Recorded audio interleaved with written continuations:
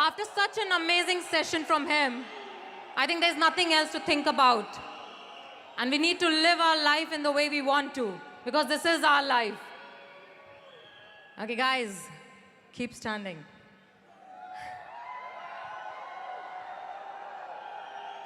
Settle. It's okay. Control yourself, okay? I know, a few of you know. A lot of you don't know, but there's something. Okay? Allow me to talk, yeah? Every time when the magic happens, we also believe as a team to show or to bring someone who's also a dreamer. We believe that we need to show you some people who also believed in dreams and lived through the challenges, and challenges like no one can think about, and achieved what no one can think about also. And today, we have someone like that in the Impact Arena, in the Magics. वो ऐसी एक शख्सियत है जो ना ही अकेले एक dreamer है, बट वो ऐसा एक इंसान है जिसने बहुतों को ये प्रूव किया कि लोग तो कहते हैं, जिनको करना होता है वो करके दिखाते हैं.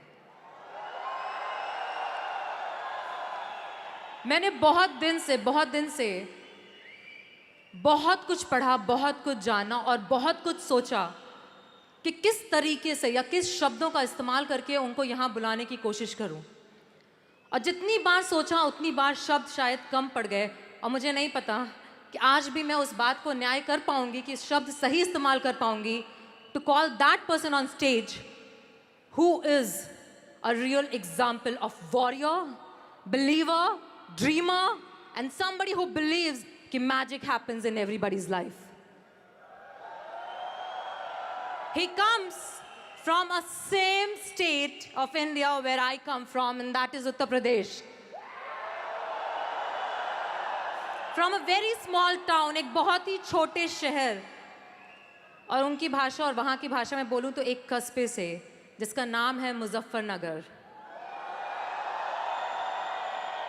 मुजफ्फरनगर की उन छोटी गलियों, उन छोटे रास्तों और उन छोटी खूबसूरत यादों के साथ एक बहुत ही प्यारी जमींदार फैमिली में पले बड़ा हुआ ये इंसान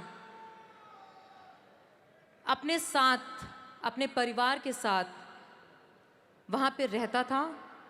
और इनकी family was into farming, and he also believes even now with all the success he has कि जब भी समय मिलता है तो अपने रूट से कनेक्ट होने का. So he goes back and he still goes back to his farms and he still does the farming there, because he believes कि how much ever I rise, I still need to be connected to my roots and connected to my values and connected to be what I am and what I stand today.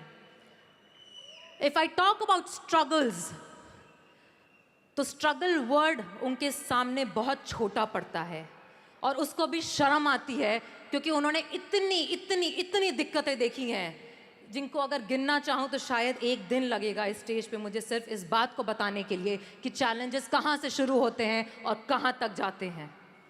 But हर उस challenge में, हर उस दिक्कत में, हर उस परेशानी में उन्होंने अपने आप को खींचा, अपने आप को प्रेरित किया और अपने आप को इस जज्बे से चलाया कि आज ना अकेला उनका देश बट पूरी दुनिया उनको एक्नॉलेज करती है with one of the finest actors today the Bollywood has. He started his career from theaters, and he still believes that that's the best place to keep working, because वहाँ पे जो असली आर्टिस्ट होते हैं वो जिंदा होते हैं, वो सीखते हैं, वो पनपते हैं. और थिएटर करने के बाद जब वो पहली बार बॉम्बे पहुँचे तो वहाँ पे उनको सिर्फ एक चीज़ मिली, और वो थी नाकामी, और वो थे चैलेंजेस, और वो थे लोग जो कहते थे तुझसे नहीं हो पाएगा। ये तेरे बस की बात नहीं है, ये तेरी औकात नहीं है। तू जहां से आया है ये तेरे लिए बना नहीं है। उन सारे चैलेंजेस के साथ लड़ के, भिड़ के, खड़े होकर के उसने सबको बोला जो हम बोलते हैं, जितना उखाड़ना है उखाड़ लो, हम तो यहीं खड़े हैं और यहीं करके जाएंगे। And that is why he started his career with 10 seconds of one of the biggest Bollywood movie called Sarfarosh. And those 10 seconds are today. If you need from him, अगर आपको वो 10 सेकंड चाहिए आज उनसे ना, तो आपको लाइन लगानी पड़ेगी। बिकॉज उनके वो 10 सेकंड की आज वैल्यू दुनिया जानती है। He has recently been awarded. He has been critically acclaimed by Academy and Cannes. It's not only Bollywood, but it's Hollywood, and he has been rewarded recently by the Cardiff International, which is not a small recognition and one of the finest in the world today. His movie, which gave him the lead, which brought him to the lean cinema, और जिसमें acting करने के बाद और अपने career का पहला main lead role करने के बाद दुनिया ने उनके टैलेंट को जाना। The movie named The Gang of Wasipur is, by the way, guys, is the only Indian movie to be listed in the Guardian International of the 21st century, the best 100 movies in the world. It's the only Indian movie. And today, if he has come here, तो वो इसलिए नहीं आए हैं क्योंकि वो बहुत ही खूबसूरत कलाकार हैं, बट वो इसलिए आए हैं क्योंकि वो विश्वास करते हैं कि हर उस इंसान में जिसमें सपना देखने की चाहत और प्रेरणा है, उस हर इस इंसान का ये हक है कि वो सक्सेसफुल हो। उसका हक है कि वो अपने सपनों को पूरा करने की चाहत रखे, और इसलिए वो आज मैजिक में आए हैं और आपसे मिलने के लिए आए हैं और आपको ये बताने के लिए आए हैं कि करते रहो, लगे रहो, क्योंकि तुम्हारे सपने भी उनकी तरह एक सपना है। So Magic, are you ready to call him up on stage?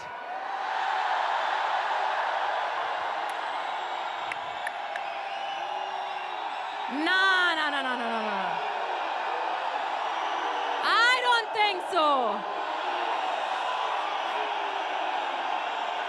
Okay, listen. Okay? एक चीज होती है, एक सेकेंड। एक चीज होती है चिल्लाना और एक चीज होती है दिल से बोलना और दिल से सल्यूट करना उस इंसान को जिसने अपनी पूरी जिंदगी चैलेंज में गुजार के वहां पहुंचा जहां हर इंसान पहुंचने की चाहत रखता है।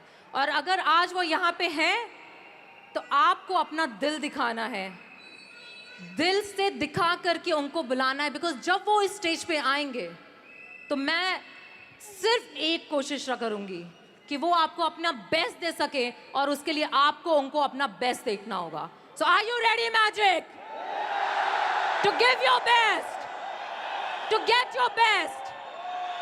Because it has not been easy for me to get him on the stage. And before we call him up on stage, he needs to see the heart of Magic 2019. So let's welcome him by showing his video first. Can we have the video?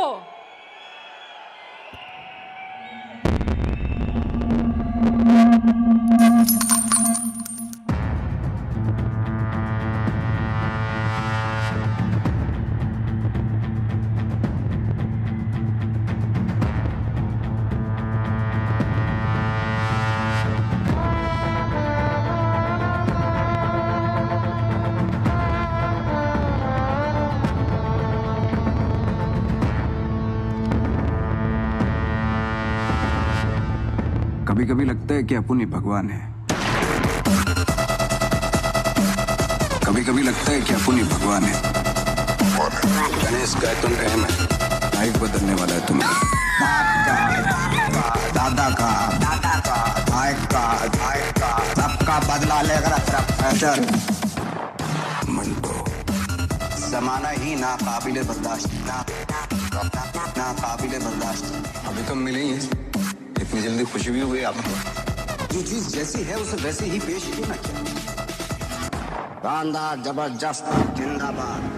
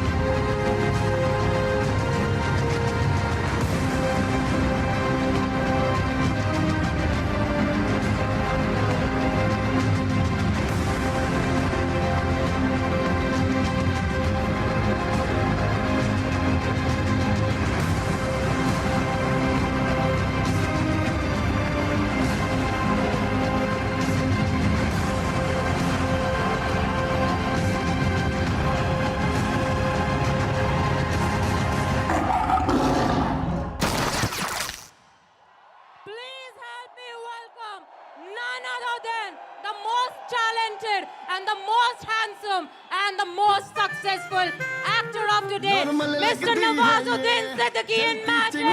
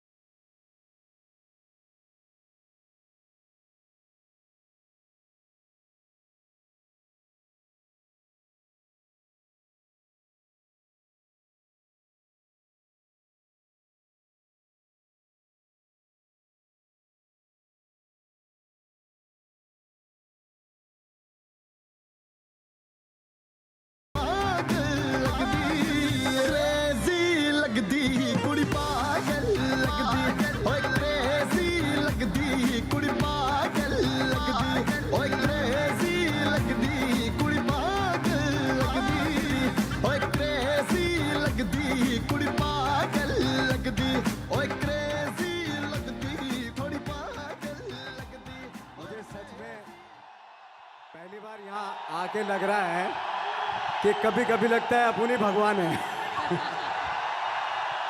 Thank you so much. इतना अच्छा introduction और इतनी अच्छी audience, इतने अच्छे लोग, इतने warmth, इतनी एनर्जी आई थिंक मैंने अभी तक नहीं देखी होगी अपनी लाइफ में।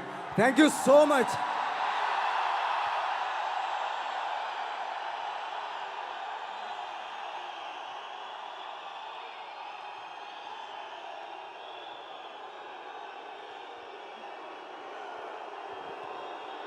ये इनका प्यार है। आवाज कहाँ से आ रही है? ये इनका प्यार है का प्यार है. Okay, guys. Before I request him to talk and start even, I want to show you something. Do you want to see something? Do you want to hear him? हाँ, तो बात करने का मौका तो दोगे ना? Okay, so can we play the video, please?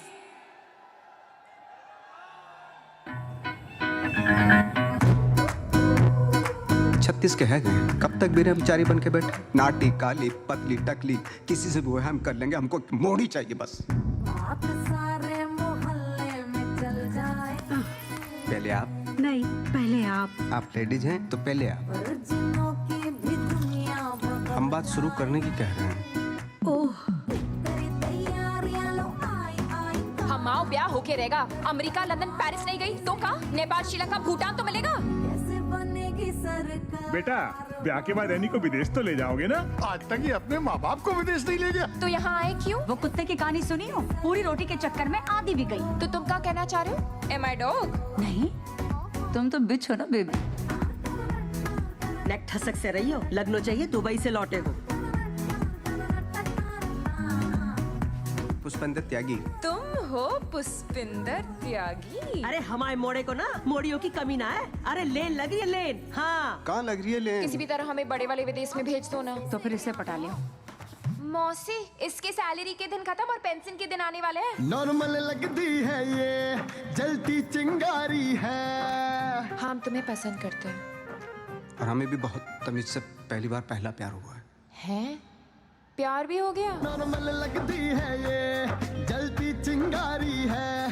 भूले से ना टच करियो, एटम बम से भारी है. ब्याह के बाद जो होता है वो कछू हुआ तो नहीं. नहीं मम्मी जी.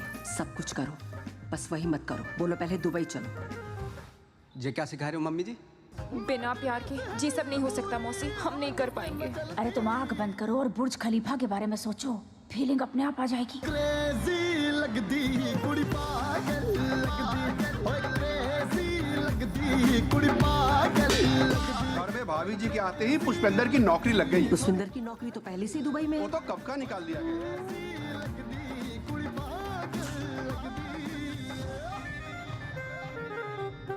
ले दे के एक मॉडी मिली है, उससे भी तुम भगा रहे हो.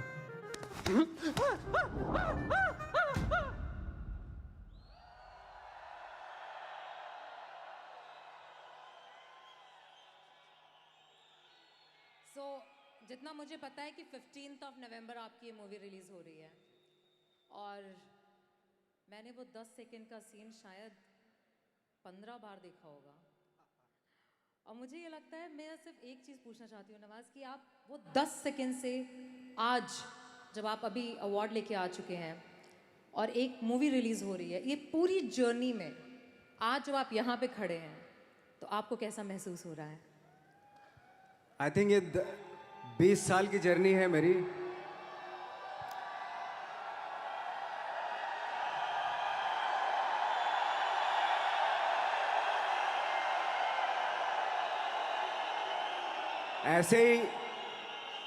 ऐसे जब 20 साल पहले मैं खड़ा हुआ था ऐसे किसी ऑफिस में जाके, तो मुझसे पूछा गया था कि क्या है. किसी डायरेक्टर के असिस्टेंट ने पूछा था क्या है.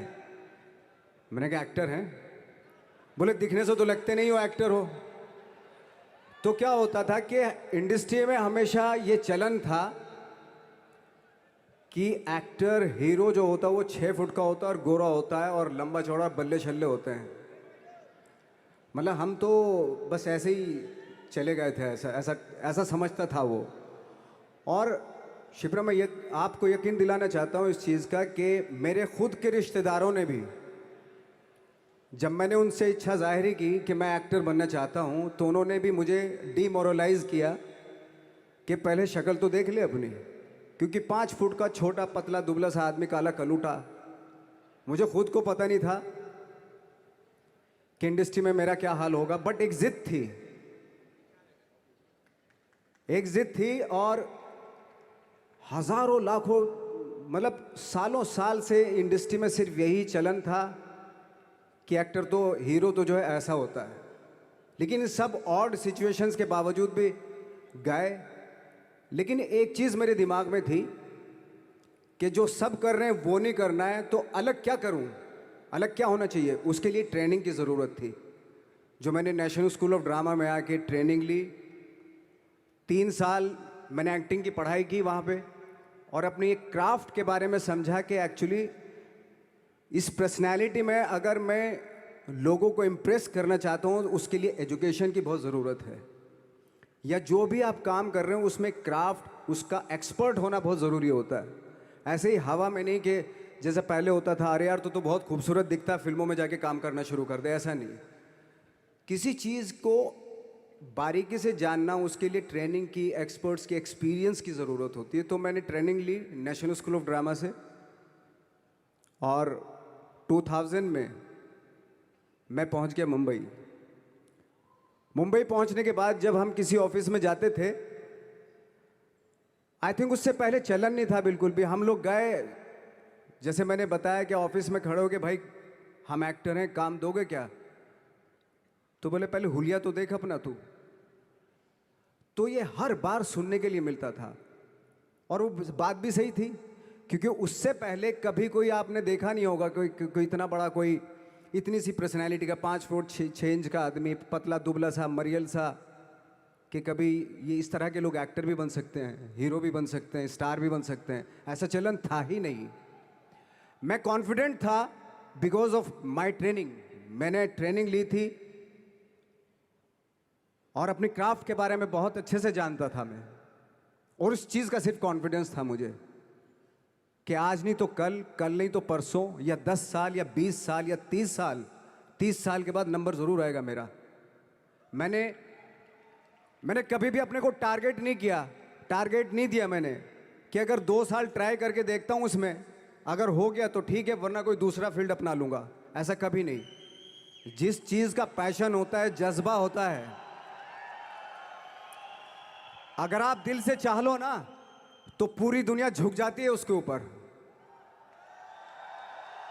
उसको पूरा करने के लिए पूरी कायनात एक हो जाती है कि इस आदमी की जिद के लिए, इस आदमी की जिद के आगे झुकना पड़ेगा, और पूरी दुनिया झुकती है आपकी जिद के आगे। लेकिन आपको जिद्दी होना पड़ता है, आपको बहुत सारे सेक्रीफाइस भी करने पड़ते हैं, क्योंकि ये आपने चाहा है। परीक्षा देनी पड़ती है आपको, जितना बड़ा इम्तहान होगा उतनी बड़ी परीक्षा भी देनी पड़ेगी।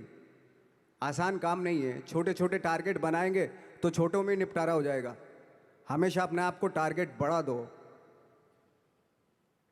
तो उसके लिए हमेशा अपने आप को अनकंफर्ट जोन में डालो, कि जो इम्पॉसिबल है उसको पॉसिबल करने की शिद्दत, पैशन आपके अंदर होना चाहिए, वो हो जाता है। आज जो दुनिया में इतने सारे एक्सपेरिमेंट हुए हैं, ये सिर्फ इसी बिना पे हुए हैं, पागलपन के जरिए ही हुए हैं ये सारे एक्सपेरिमेंट। एक मैंने कहीं सुना था कि जब आप एक्सपेरिमेंट करते हैं तो फेलियर भी होते हैं, कई बार फेलियर होते हैं। कोई एक एक्सपेरिमेंट करने के लिए, कोई एक चीज़ करने के लिए बहुत बार हमने भी झेला है, बहुत बार फेलियर हुए हम लोग। लेकिन एटलीस्ट हमें इतने सारे फेलियर होने से इतने तरीके पता चले कि इन तरीकों से सक्सेस नहीं मिल सकती। फॉर एग्जाम्पल, एडिसन ने जब बल्ब का आविष्कार किया तो 100 बार एक्सपेरिमेंट किए अपनी ज़िंदगी में। 100 बार एक्सपेरिमेंट करने के बाद जब उसको पता चला कि अरे फॉर्मूला तो ये था बल्ब बनाने का, तो एटलीस्ट उसके साथ साथ उसको ये भी पता चला कि 100 जो तरीके हैं, 100 तरीकों से बल्ब नहीं बनता, ये भी पता चला उन फेलियर्स में उसको।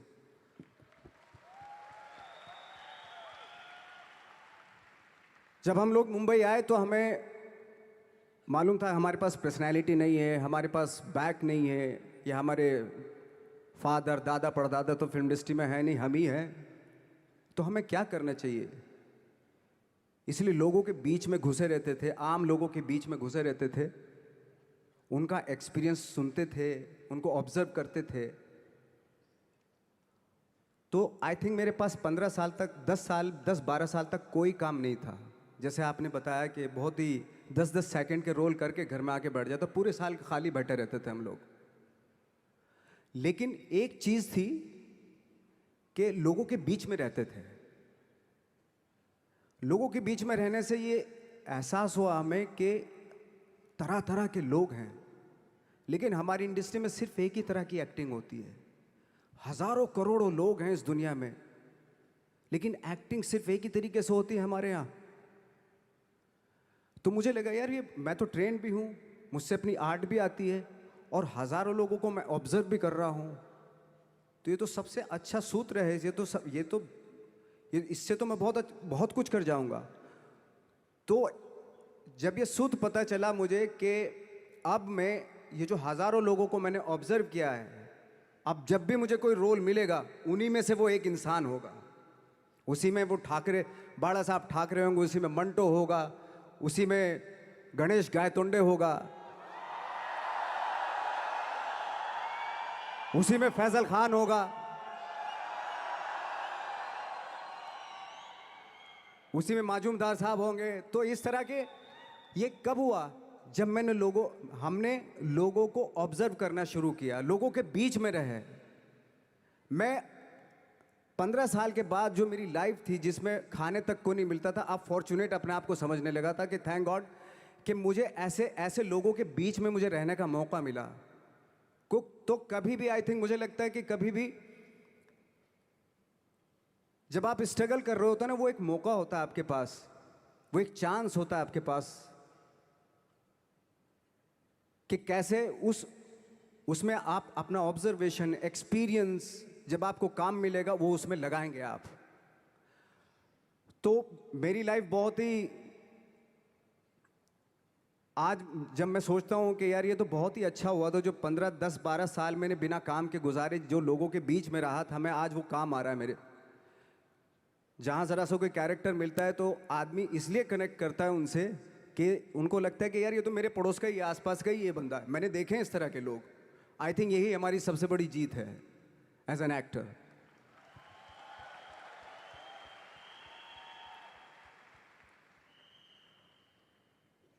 ऑफ कोर्स स्ट्रगल में बहुत सारी चीज़ें सेक्रीफाइस करनी पड़ती हैं, क्योंकि खुजली आपको हुई है, आप ही को मिटानी पड़ेगी। यू नो, आप जो आप हैं वो आपने बनना चाहा था, और अगर डिसअपॉइंटमेंट आ रहे हैं तो आप तो कंप्लेन भी नहीं कर सकते, क्योंकि आप ही ने चाहा था ये बनना।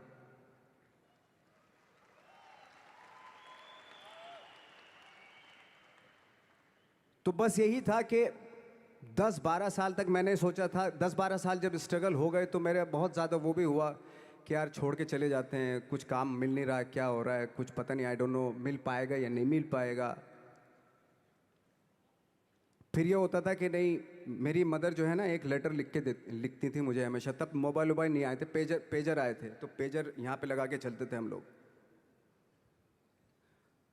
जब उनको मालूम हो जाता था कि भाई बंदा जो है ना थोड़ा सा फ्रस्ट्रेशन में है, डिप्रेशन में है क्योंकि काम नहीं मिल रहा, तो मेरी माँ मुझे एक लेटर लिखती थी। उस पर लिखती थी कि लिखने के बाद एक लास्ट में लिखती थी कि 12 साल में कचरे के दिन भी बदलते हैं, तू तो इंसान है, तेरा दिन भी बदलेगा। तो उन सब चीज़ों को देख के कोई एक शेर, कोई एक कोटेशन, कोई इस तरह की जो मोटिवेट करती है, जो लाइन्स आपको, उनका रहना, उन पे बिलीव करना बहुत ज़रूरी होता है, क्योंकि वही चीज़ आपको मोटिवेट करती हैं आगे बढ़ाने के लिए। और जब ख़राब वक्त होता है आपको, वो लाइन्स, वो पोएम्स, वो सारी चीज़ें आपको संबल देती हैं, मजबूती देती हैं, ताकत देती हैं। और मैं जिस गांव से आया था, डिस्ट्रिक्ट मुजफ्फरनगर के एक छोटा सा गांव था बुढ़ाना। जब हमने शुरुआत की थी वहाँ पे, जब मैं था वहाँ पे लाइट भी नहीं थी। 1 घंटे के लिए रात में कभी आ गई, या 1 महीने के बाद हल्का सा मुंह दिखा के चली गई। इस तरह की लाइट इस तरह होती थी। वही लैंप में पढ़ना स्टार्ट किया, लैंप। तो छोटे से गांव से आने के बावजूद फिर दिल्ली मतलब छोटा सा, उससे बड़ा शहर भी हमें ऐसा लगता था पता नहीं क्या है, मतलब डर लगता था। मैं जब मुंबई में आया था तो मैं 15 दिन तो घर से बाहर ही नहीं निकला था, क्योंकि इतनी स्पीड देख रहा था मैं कि इतनी स्पीड में तो हम चल ही नहीं पाएंगे, इस शहर के साथ शायद हम कनेक्ट नहीं कर पाएंगे बिल्कुल भी। तो इस तरह के डर थे। लेकिन ऐसी जगह पे ऐसी जगह पे आ गए थे कि अब जाना भी मुश्किल था। तो मतलब वापस नहीं जा सकते थे। वापस इसलिए नहीं जा सकते थे कि बहुत सारे डर थे। वापस अगर चले गए तो थिएटर के जो मेरे दोस्त थे वो बोलते, क्यों भाई वापस आ गए तुम भी? जैसे बहुत सारे लोग वापस आ रहे थे, तुम भी वापस आ गए, चलो लग जाओ, ठीक है। गांव में इसलिए नहीं जाता था अपने कि जो पहले ही बोलते थे वो लोग कि शक्ल तो देख ले, फिर हार के उनके सामने चला गया तो क्या बोलेंगे अब? हमने वो तो वही बोलेंगे कि हमने तो पहले मना किया था कि मत जाओ। क्या सूरज शक्ल थोड़ा ही थी तुम्हारी स्टार बनने की, एक्टर बनने की? तो ये बहुत सारे डर थे जिसकी वजह से मैं अपने ना तो गांव जाता था, ना जहाँ से ट्रेनिंग ली थी दिल्ली से, ना वहाँ जाता था। मैंने जो भी है मरना जीना मुंबई में ही होगा। रही बात सक्सेस की, सक्सेस अगर 30 साल बाद भी मिलेगी उसके लिए भी मतलब तैयार रहना चाहिए। सक्सेस की कोई डेट नहीं होती, कोई तारीख नहीं होती, कोई टारगेट नहीं होता कि इतने ही दिनों में मिल जाएगी। इंसान का काम होता है, आई थिंक मुझे लगता है कि मेरे हिसाब से मुझे लगता है कि लाइफ ना हमेशा अपने आप को लाइफ में पुश करते रहो और पैशन के साथ जिस भी आप काम में हो, जो भी आप काम कर रहे हैं उसमें पैशन के साथ लगे रहना बहुत ज़रूरी होता है। क्योंकि पैशन से क्या होता है, जिस भी आप फील्ड में होते हैं उसकी डिटेलिंग्स मिलनी शुरू होती है। जैसे जब आप समंदर में देखते हैं, समंदर की जब गोता मारते हैं, नीचे जाते हैं तो आपको एक धीरे धीरे बहुत कुछ दिखाई देना शुरू। ऐसी आपका भी फील्ड है, कोई भी हर फील्ड ऐसा ही होता है, उसमें असीम संभावनाएं होती हैं, इतनी पॉसिबिलिटीज होती हैं कि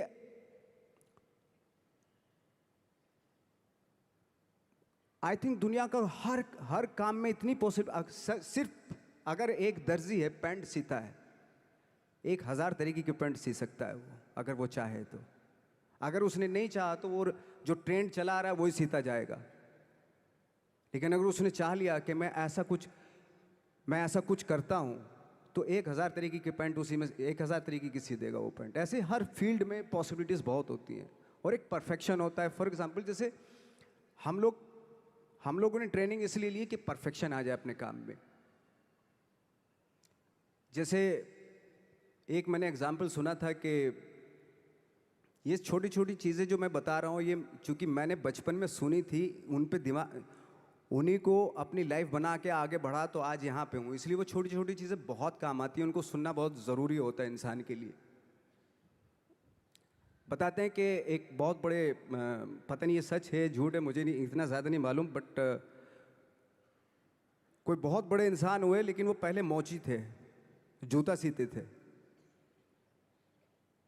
लेकिन जूता जहाँ से सीते थे ना वहाँ से कभी फटता नहीं था वो, भले दूसरी जगह से फट जाए लेकिन वहाँ से नहीं फटता था, क्योंकि उसका पैशन था जूता सीना। काम भले ही वो है वो, लेकिन उस काम में भी उनका पैशन है। तो इसी वजह से वो इतने पॉपुलर होते चले गए कि यार जूता फट गया लेकिन सिलवाना वहीं जाके है, क्योंकि वहाँ अगर उन्होंने सी दिया वहाँ पे ज़िंदगी भर वहाँ से जूता नहीं फटेगा। तो छोटी छोटी चीज़ों में ये जो परफेक्शन, पैशन, ये सारी चीज़ें होती हैं जो आपका आगे बढ़ाती हैं, बहुत आगे ले जाती हैं। लेकिन उसके वही है, कुछ चीज़ों का होना वाकई बहुत ज़रूरी होता है। फिर एक्सपीरियंस आपकी नॉलेज। जैसे मेरा मानना है कि आई एम सॉरी टू से, बट मेरा खुद का मानना है कि मैं लक पे बिलीव नहीं करता हूँ। मेरे सामने आज तक मेरे सामने लकीली कोई चीज़ नहीं हुई कि मैं लकीली यहाँ तक पहुँच गया। आज जो आप प्रोमो देख रहे थे, जो क्लिपिंग्स देख रहे थे मेरी, मैं लकीली नहीं पहुँचा हूँ यहाँ पे। मैंने उसके लिए मेहनत की है, मैंने उसके लिए नॉलेज इकट्ठी की है, मैंने उसके लिए ट्रेनिंग ली है। अगर लक पे डिपेंड करता ना मैं, तो अपने एक रूम में रहता, देखते हैं यार लक जब होगा तो हो जाएगा, ऐसा थोड़ा ना होता है। बाला साहब ठाकरे का जब मैंने रोल किया तो वो लकीली नहीं हो गया। उसके लिए 1 महीना में पहले हारमोनियम पे बैठा मैं कि बाला साहब कहाँ से बोलते हैं, उनका सुर क्या है, उनका टेक्सचर क्या है, उनकी वॉइस का, उनकी वॉक कैसे है, वो चलते कैसे हैं, उनका वेट किस चीज़ पर ज़्यादा डिपेंड करता है? हर आदमी का जो वेट होता है, किसी का थाइस पे होता है, किसी का फुट पे होता है, किसी का बट पे होता है वेट, किसी का कमर पे होता है। हर आदमी का एक वेट शिफ्ट करने का एक अलग तरीका होता है। तो हम लोग इतनी डिटेल में जाते थे कि बाड़ा साहब किन चीज़ों पे वेट कर रख के चलते हैं, ऐसे चलते हैं, कोई या तो ऐसे चलते हैं या ऐसे चलते हैं, ये इस तरह की बहुत सारी डिटेल होती हैं। जब आप जाते हैं तो बहुत सारी चीज़ें पता चलते हैं। मेरे सामने इतने चैलेंज थे जब मैं बाड़ा साहब का रोल कर रहा था, तो वो मिमिक्री भी नहीं होनी चाहिए, कॉपी भी ना हो। जैसे अमूमन अक्सर होता है जब हमारे यहाँ बायोग्राफी की जाती है तो हम कॉपी कर देते हैं उसकी। कॉपी करना मतलब अगर हम किसी की कॉपी कर रहे हैं या मिमिक्री कर रहे हैं तो वो वीकनेस समझी जाती है कि आप वीक एक्टर हो। और ये बात मुझे बहुत पहले समझ में आ गई थी जब मैं ट्रेनिंग ले रहा था। मैं ट्रेनिंग के फ़ायदे बता रहा हूँ आपको। जब मैं ट्रेनिंग ले रहा था ये हमें तभी समझ में आ गया था। और प्रिपरेशन के वक्त, बाला साहब की प्रिपरेशन के टाइम पे, कि मैंने कि इसकी मिमिक्री नहीं होनी, बाला साहब की मिमिक्री नहीं होनी चाहिए, ना कॉपी होनी चाहिए, और लगना भी चाहिए कि बाला साहब ठाकरे हैं।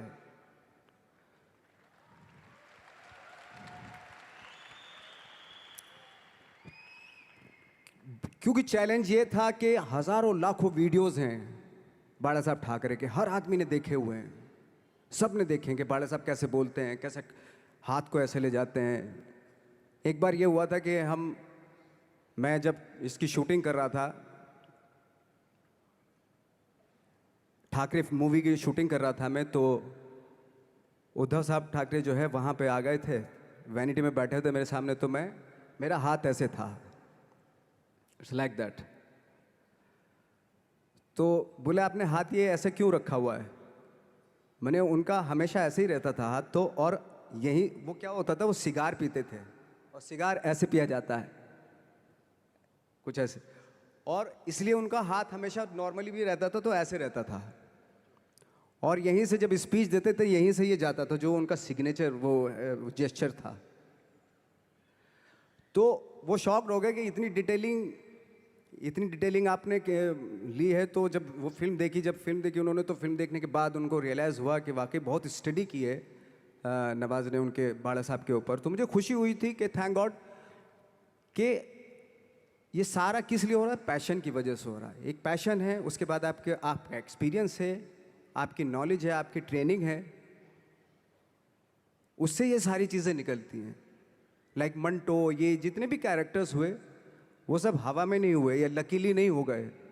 उनके लिए बाकायदा बहुत छोटी छोटी मेहनत की, छोटी छोटी डिटेल इकट्ठी की गई, स्कोर बनाया उसका, उन डिटेल्स का, तब जाके वो कैरेक्टर जो आप देखते हैं वो एक अलग इंसान दिखता है। वो मैंने कभी भी हीरोइज्म या इन सब चीज़ों पे बिलीव नहीं किया। जब आज मुझे बोलते हैं कि तुम तो स्टार हो, मैं सच आज भी मुझे यकीन नहीं होता कि मैं स्टार हूँ। मुझे लगता है कि मैं एक्टर ही हूँ, और मैं आज भी ढूंढने की कोशिश कर रहा हूँ, नई नई डिटेल्स ढूंढने की कोशिश कर रहा हूँ कैरेक्टर्स की। स्टार्स का क्या होता है कि जब स्टार होता है एक जैसा होता है और 30-40 साल तक एक जैसा करता चला जाता है। वो मुझे वो नहीं बनना। अगर मैं ये करूँ तो शायद दूसरे दिन ही बोर हो जाऊँगा मैं। मुझे हर रोज़ नए कैरेक्टर ढूंढने हैं।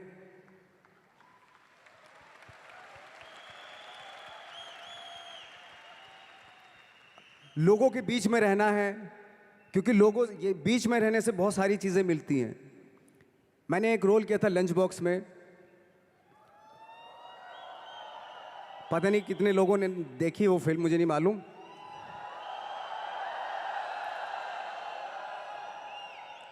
उसका कोइंसिडेंट ऐसा हुआ कि मेरा जो दोस्त था, जो मेरे रूम पार्टनर स्ट्रगल के टाइम पे मेरे साथ रहता था,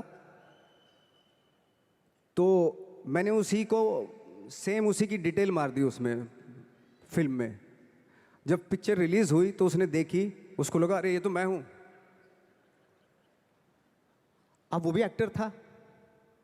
उसके बाद जब वो फिल्म इंडस्ट्री में किसी के पास काम मांगने जाता था तो लोग उसको बोलते थे यार ये ऐसा मत कर, ये नवाज ने कर दिया, कुछ दूसरा कर। तो बोलता हम तो ओरिजिनल में ही ऐसे हैं, उन्होंने हमारा कॉपी किया है।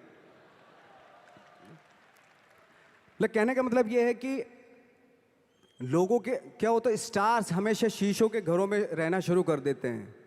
उनको बांद्रा में, उनको मतलब किसी ऐसी जगह पे रहते हुए ये नहीं मालूम कि दूसरी जगह क्या है। अगर आप चाहते हैं रोज़ हर फिल्म में एक नई पर्सनैलिटी क्रिएट करें तो लोगों के बीच में रहना पड़ेगा आपको। भले थोड़ी परेशानियां होती हैं बट रहना पड़ेगा उनके बीच में। मेरा तो ऐसा मानना है।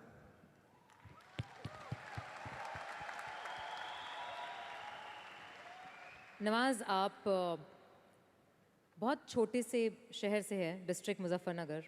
यहाँ पे बहुत सारे लोग ऐसे बैठे हैं जो बहुत सारी सिटीज़ से हैं actually, major cities like Delhi, Bangalore, Hyderabad, Pune, Chennai, Nepal. और इन सब चीज़ों के बीच में बड़े शहरों की बहुत सारी फैसिलिटीज़ हैं, बहुत सारे आराम हैं, जबकि आपके शहर या जिस शहर से मैं हूँ, जहाँ पे एजुकेशन भी नहीं मिलती है, जहाँ पे खाना पीना, जैसे आपने बोला बिजली, कोई भरोसा नहीं होता कब आएगी, जाना तो नॉर्मल है।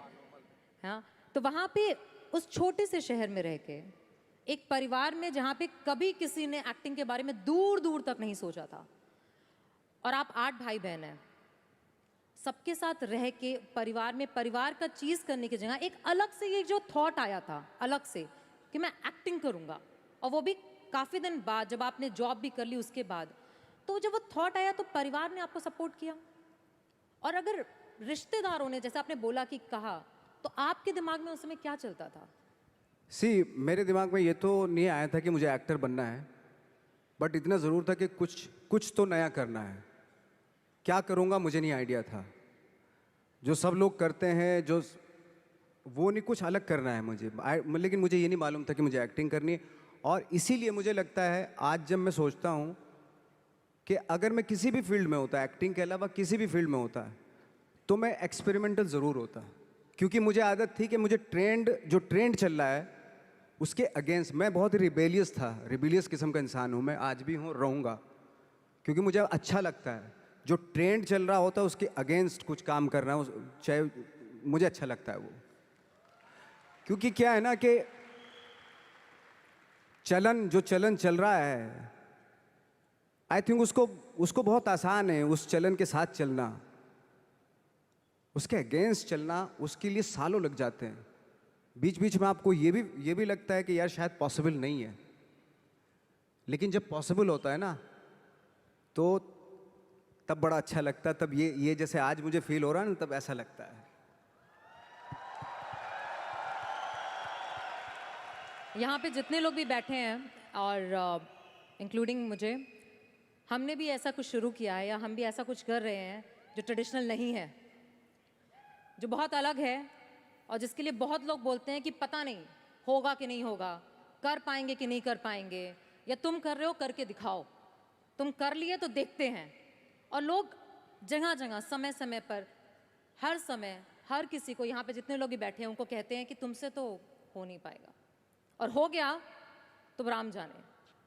तो जब हमें ये कैसे हुआ, ये कैसे हाँ, हुआ, फिर पूछते हैं कैसे हुआ, हाँ, ये कैसे हुआ फिर भी सुन लेंगे, बट साथ में अगर आगे करने को करो ना तो हिम्मत नहीं होगी।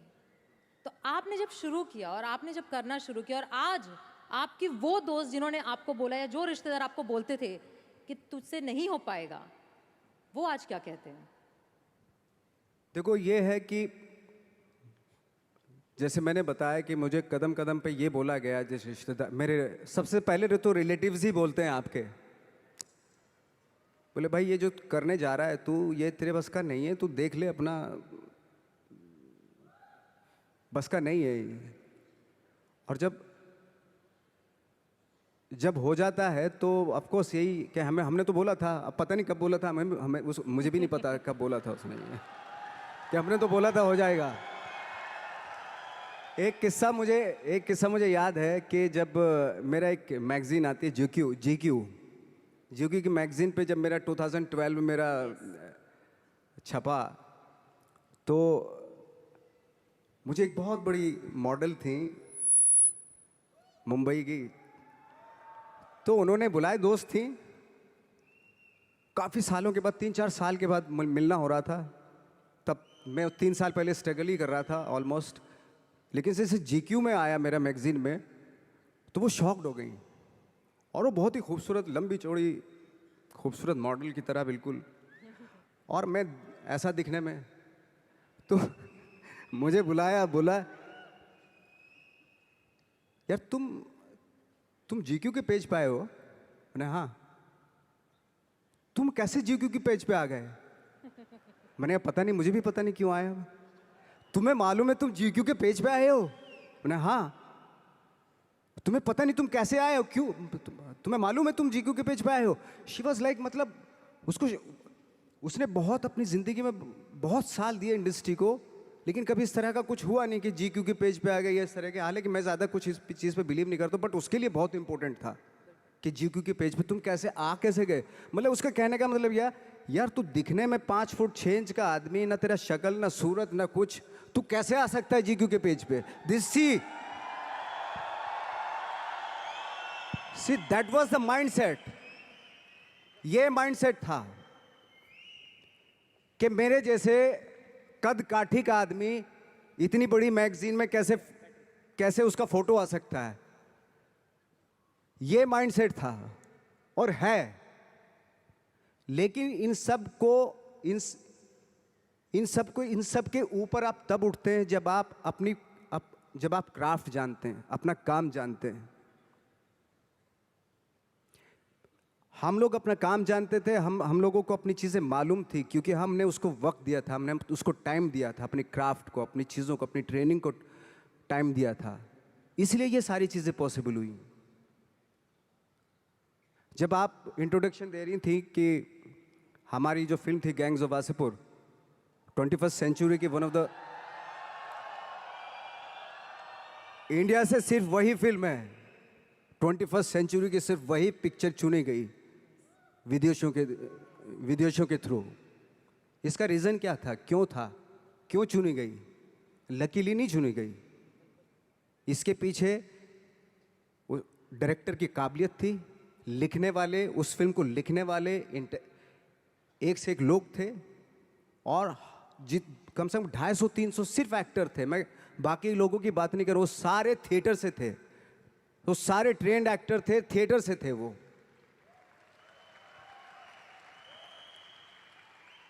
आज जब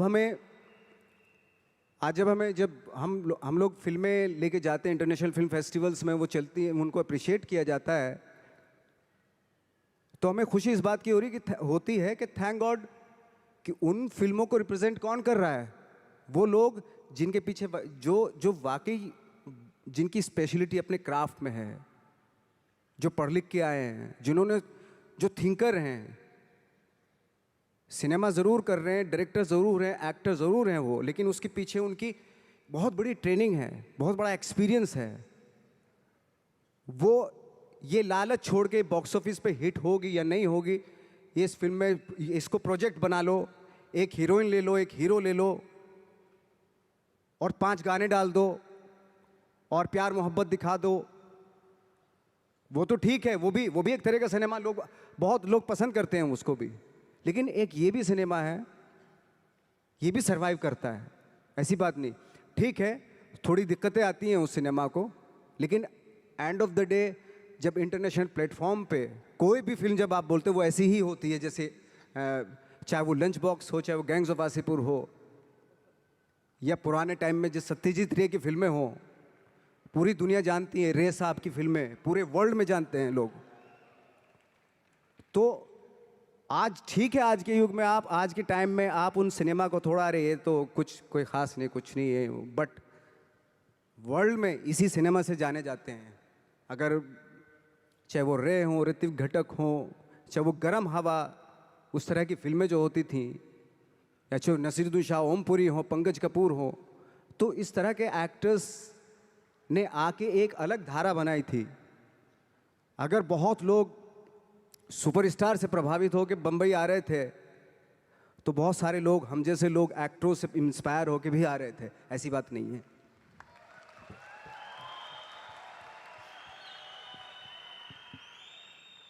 नवाज, यहाँ पे जितने भी लोग बैठे हैं, जैसे आपने बोला कि ट्रेनिंग बहुत ज़रूरी है, और आप काफ़ी बार इस बात को मेंशन करते हैं कि ट्रेनिंग, समझना, अपने क्राफ्टमैनशिप को समझ के करना बहुत ज़रूरी है। हमारे अंदर भी एक कल्चर है जिसमें हम कहते हैं कि साथ में बैठना रहना, जैसे आपने बोला साथ में रहना बहुत ज़रूरी है, तो हम हमेशा कहते हैं एसोसिएशन में रहना ज़रूरी है। अच्छी तालीम पाने की तरह हम कहते हैं कि अपने बिजनेस को समझना, उसके अच्छे और उसकी बुराइयों को जानना बहुत ज़रूरी है। और शायद आज ये मैजिक ट्रेनिंग में आपको इसलिए बुलाया है बिकॉज इनको भी यही ट्रेनिंग दी जा रही है कि विश्वास करो अपने सपने पे, लगे रहो, दिक्कतें आएंगी बट समझो और समझ के जब करोगे तो एंड में सक्सेस ज़रूर मिलेगी। इस पूरी जर्नी में आपके, जब आपको कभी भी ऐसा फील नहीं हुआ कि बहुत हो गया, सफलता नहीं मिल रही है, लोग आगे पीछे, शायद कोई आगे बढ़ रहा था, जैसे आपने बताया कि आप पहले ऐसे माहौल में रहते थे जहाँ पे लोगों को एक्टिंग के लिए मिल जाते थे और आपको नहीं मिल रहा था, तो कभी छोड़ने का दिल नहीं किया आपको कि छोड़ देता हूँ, कुछ और कर लेता हूँ? और लोगों ने बोला होगा ज़रूर, छोड़ दो, कुछ और कर लो, क्योंकि यहाँ पे बैठे हुए बहुत सारे लोगों को ये बोला जाता है कि बहुत आसान है छोड़ना, छोड़ दो, नौकरी तो है, करते रहो, बिजनेस क्यों करना है? इसके लिए आप क्या कहना चाहेंगे? आई थिंक सबसे आसान काम है, जैसे आपने बताया नौकरी करना तो सबसे आसान काम है, लेकिन खुद से क्रिएट करना कोई चीज़ वो वाकई बहुत डिफिकल्ट है।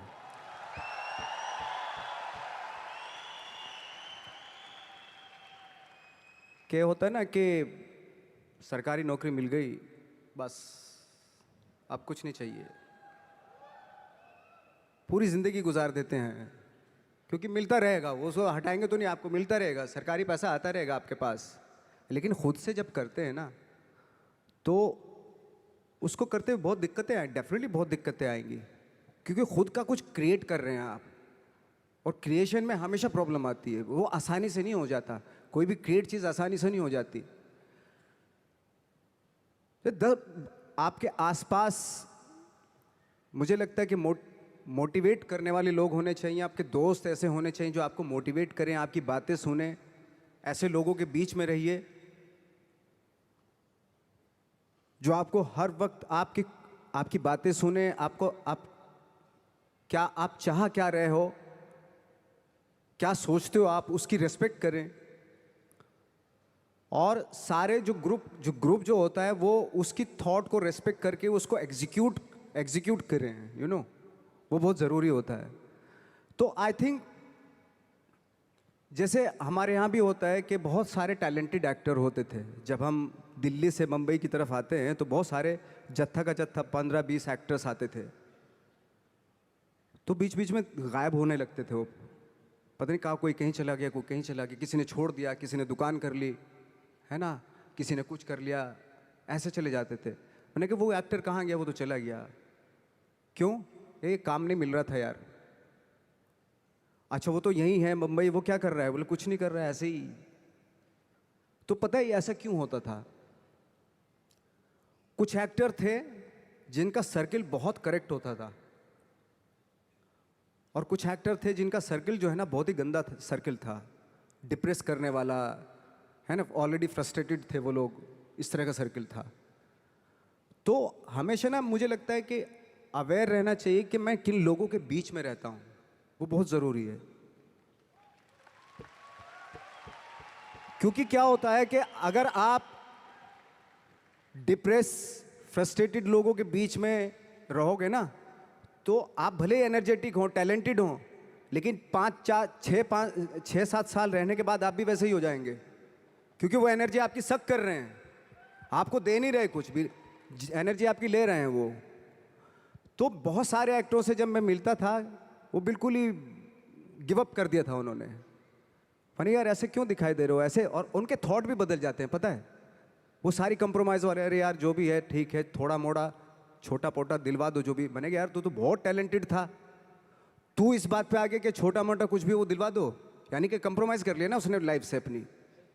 तो आई थिंक वो बहुत ज़रूरी होता है कि आप किन लोगों के बीच में रहते हो, क्योंकि एनर्जी जो होती है ना वो एक्सचेंज होती है, एनर्जी टकराती है एक दूसरे से।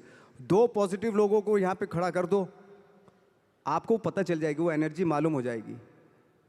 या 10 लोगों में 3 नेगेटिव एनर्जी खड़ा कर दो यहाँ पे, तो वो 3 जो नेगेटिव एनर्जी वाले होते हैं ना, वो 7 लोगों की एनर्जी ऐसे खींच लेते हैं। ये है, फैक्ट है ये बात। एनर्जी तो सर्वाइव करती है ना, ट्रेवल करती है एनर्जी।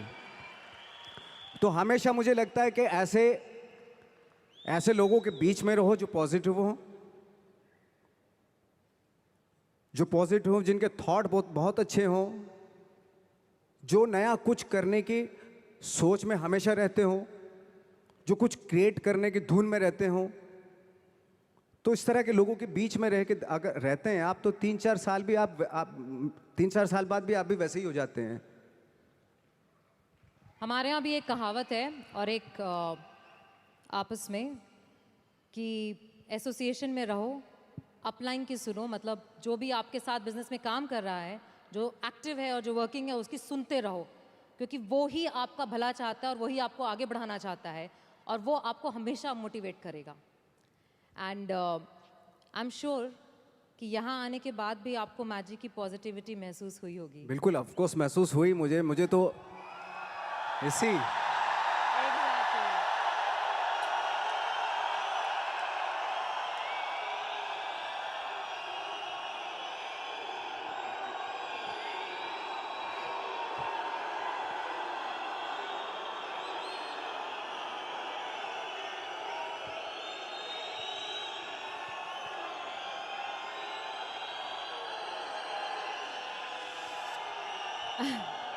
एक और सवाल पूछूं और सवाल। आपने बहुत लंबा सफर चुना है, जहां से आप शुरू हुए और अभी तक में काफी साल लगे। अब जब सफलता आपके पास आ रही है और आपके पास बहुत आ रही है, तो कभी ऐसा दिमाग में नहीं आता कि रिटायर हो जाऊं, कब तक करूंगा, करते रहना है? क्योंकि यहाँ पे बैठे हुए बहुत सारे लोगों के दिमाग में यह आता है कि मेहनत करना शुरू किया, एक थॉट होता है कि एक सक्सेस मिल जाए। जैसे आपको भी लगता होगा शुरू में कि एक पिक्चर मिल जाए, एक शॉट हो जाए, 10 हो जाए या 50 हो जाए, उसके बाद मैं रिटायर हो जाऊंगा, मैंने कमा लिया। बट हर इंडस्ट्री में हम लोग एक रखते हैं कि यहाँ पे रिटायर होना है। आपके हिसाब से इंडस्ट्री छोड़ के, बट आपके हिसाब से आपको क्या लगता है नवाज कि आप कब रिटायर होना चाहेंगे? देखिए, रिटायर की तो बात की बात है, खैर रिटायर एक्टर तो रिटायर नहीं होता है ना, जो स्टार होते हैं वो रिटायर हो जाते हैं। वो तब तक होता है उनका जब तक ये होता है, उनका करियर तब तक होता है।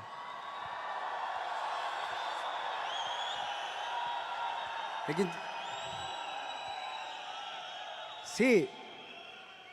इसमें और इसमें फर्क होता है, बिल्कुल, है ना। तो जैसे मैं एक बात कहने वाला था, एक बात कह रहा था कि सिद्धि और प्रसिद्धि में फर्क है। प्रसिद्ध तो सक्सेसफुल तो कोई भी हो जाएगा। एक इंसान कपड़े उतार के बाजार में घूमने लगे प्रसिद्ध हो जाएगा 1 मिनट में, ठीक है। आजकल तो इंटरनेट का जमाना है, थोड़ा मोबाइल से खींच लिया, डाल दिया, हो गया। अरे नंगा घूम रहा था बंदा बाजार में, कौन है, अच्छा ये नाम है, अच्छा हा है, हो गया प्रसिद्ध। तो हमारे एक टीचर थे, वो हमेशा बताते थे प्रसिद्धि और सिद्धि में कितना फर्क है। पहले प्रसिद्धि लिखते थे और नीचे सिद्धि लिखते थे। प्रसिद्धि का प्र हटा दो, सिद्धि होता है। तो सिद्धि जो होती है प्रसिद्धि के भी ऊपर होती है।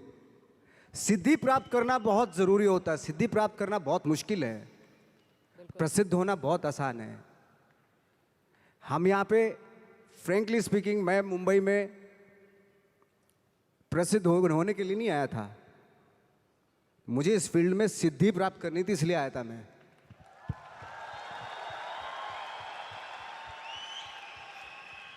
प्रसिद्धि आज आपके पास है, कल को उनके पास होगी तो इसको भूल जाएंगे, परसों उसके पास होगी, दोनों को भूल जाएंगे। लेकिन जिसके पास सिद्धि होगी ना, उसको आप कभी नहीं भूल सकते। आप जो भी काम कर रहे हैं, अगर आप उसमें आपका पैशन है, जज्बा है, उसमें आपका मैडनेस है, तो वो सिद्धि आपको मिलेगी। गौतम बुद्ध ने भी इतना टाइम दिया था वो सिद्धि प्राप्त करने के लिए। तो सिद्धि प्राप्त करना बहुत ज़रूरी होता है। वो विरले ही होते हैं, मतलब। और ये पॉसिबल है कि आपको अपने फील्ड में आप सिद्धि प्राप्त कर सकते हैं, लेकिन उसके लिए फिर वो पैशन, वो ऑनेस्टी, वो बहुत सारे एलिमेंट है जो ज़रूरी होते हैं। इनफैक्ट मैंने बहुत सारे आपके इंटरव्यूज़ देखे थे जहाँ पे मैंने एक कॉमन चीज़ पाई कि आप हमेशा ये बात कहते हैं कि मैं जो रोल करता हूँ, मैं जो काम करता हूँ, मैं उसमें जाके घुस के उसको बनना नहीं चाहता हूँ। जैसे आपने अभी बोला ठाकरे जी का रोल करते वक्त आपको ऐसा महसूस हुआ कि मुझे उनको कॉपी नहीं करना था, बट मुझे उनको समझना था, उनकी ज़िंदगी को जीना था और उसे दर्शाना था। हमारे बिजनेस में भी हम हमेशा कहते हैं डुप्लीकेट करना है, डुप्लीकेट करना, और बहुत सारे लोग इस बात को सोचते हैं। डुप्लीकेट का मतलब हरकतें, आपके एक्शंस, आपकी बात करने का तरीका, वो डुप्लीकेशन होता है। बट आपने बहुत खूबसूरत बात बोली कि डुप्लीकेशन कॉपी करना नहीं होता, डुप्लीकेशन समझना होता है। तो आप मतलब आपके हिसाब से आपका सबसे बड़ा इंस्पिरेशन, जिसको आप देख करके हमेशा कहते हैं कि इससे मुझे इंस्पिरेशन मिलती है, जब आपने शुरू किया था, वो कौन था? मैं सच बताऊं, मैंने बहुत सारे इंटरव्यूज़ में ये भी बोला है कि इंस्पायर होने के लिए ज़रूरी नहीं कि बहुत बड़े बड़े लोगों को देखें आप। इंस्पायर तो आप अपने गांव में जो एक गणित का टीचर होता है ना, उससे भी इंस्पायर हो सकते हैं आप। मैं बहुत से ऐसे आम लोगों से इंस्पायर हुआ हूँ जिनका परफेक्शन था, भले ही वो कोई भी काम कर रहे हों, लेकिन उसमें उसका परफेक्शन होता था, वो ऑटोमेटिकली होता था। उसके पीछे आई डोंट नो उसकी क्या क्या थॉट था। फॉर एग्जांपल मेरे यहाँ पे एक मैकेनिक था, मैं सच बता रहा हूँ, उसको इतनी नॉलेज थी उसमें अपने काम में कि वो दूर से गाड़ी चलती हुई गाड़ी को ना बता देता था कि उसमें ये प्रॉब्लम है। बॉनेट खोलता था, सबसे पहले हाथ उसी इंस्ट्रूमेंट पे जाता, उसी अपरेटस पे जाता था उसका जहाँ प्रॉब्लम होती थी। ऐसे हाथ किया और ठीक हो गई गाड़ी। तो ये मैंने सोचा यार ये तेरे अंदर ये क्या खास बात है, ऐसे तू कैसे सोच लेता है? कि उसने बताया नवाज भाई मैं रात में सोता हूँ ना तो भी पुर्जों के बारे में सोचता हूँ मैं, यू नो। तो ज़रूरी नहीं है कि आप इंस्पायर जो है वो बहुत बड़े बड़े लोगों से ही हों। छोटे छोटे अगर आप गौर से देखेंगे ना, आपके आसपास ही बहुत सारे लोग ऐसे रहते हैं जो अपने काम में परफेक्ट होते हैं, परफेक्शन होता है उनके अपने काम में। ज़रूरत है आपको अपना दिमाग खोलने की। सब कुछ यहीं पड़ा हुआ है, आप ही को क्रिएट करना है। मटेरियल्स यहीं, कंपोनेंट्स यहीं पे पड़े हुए हैं। कहीं जाके दूसरे शहर से, दूसरी कंट्री से नहीं लेके आना है, यहीं पड़े हुए हैं, आपके आसपास ही बिखरे हुए हैं। ये आपकी अवेयरनेस पे डिपेंड करता है कि जो आपके पास पड़ी हुई चीज़ें हैं उनसे आप क्या क्रिएट करते हो, या आपको डिस्कवर करना है। एक्चुअली मुझे ऐसा लगता है।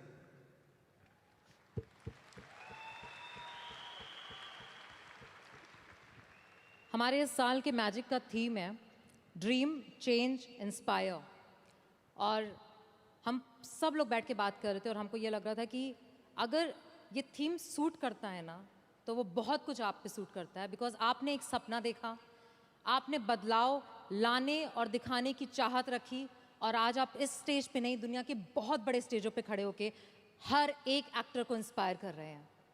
और आज यहाँ पे जितने लोग हैं वो इसलिए हैं क्योंकि वो भी आपसे वो इंस्पिरेशन देख करके, समझ करके, इस बात से जब वापस जाएंगे तो सिर्फ ये जानना चाहते हैं कि नवाजुद्दीन सिद्दीकी, जिन्होंने सारे चैलेंजेस देखे और सफलता इतनी पाई है, जो बहुत, जैसे कहते हैं ना, आप कह रहे थे कि मैं 5 फुट 6 इंच गोरा नहीं, बट बहुत सारे गोरे और बहुत सारे 6 फुट लोगों ने कभी सोचा भी नहीं होगा जो इन्होंने पाया है। एंड तो ऐसे बहुत सारे यहाँ पे बैठे हैं जिन्हें अपने ऊपर डाउट है, जिन्हें ऐसा लगता है कि मैं कर पाऊंगा क्या, जिन्हें ऐसा लगता है कि शायद मुझ में अब उस बात की एबिलिटी नहीं है, या मुझ में कुछ है नहीं, मैं कम हूँ। और हम जब स्टेज पे आते हैं तो हमें देख करके लोगों को ऐसा लगता है, आपको देख के आज लोगों को ऐसा लगता है कि इसने तो कर लिया, मैं नहीं कर पाऊंगा। तो ऐसे लोगों को आप क्या कहना चाहेंगे? उसने वो कर लिया जो उसको करना था, है ना। आपको वो करना है जो आपको करना है। अगर आप ये सोचेंगे कि उसने जो उसको करना था उसने कर लिया, अब मैं क्या करूं, तो फिर तो आप कुछ नहीं कर पाएंगे, क्योंकि आप तो फॉलो उसी को कर रहे हो। बिल्कुल। आपको खुद की अपनी आवाज़ सुननी पड़ेगी। एक्चुअली मैं क्या करना चाहता हूँ, इस मामले में बहुत ही इंडिविजुअल होना पड़ेगा, बहुत ही प्राइवेट होना पड़ेगा आपको कि मैं क्या करना चाहता हूँ, मेरे क्या थॉट हैं, मेरे क्या ड्रीम्स हैं। पहले तो सपने देखने पड़ेंगे आपको, और सपने में भी कंजूसी नहीं करनी चाहिए।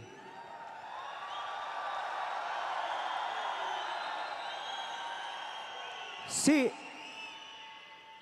सपने, कभी कभी आप सपने देखते हैं, ऐसा लगता है कि यार ये तो पॉसिबल नहीं है, लेकिन पता है जो सपने देखते हैं वो पॉसिबल हैं, वो एग्जीक्यूट हो सकते हैं।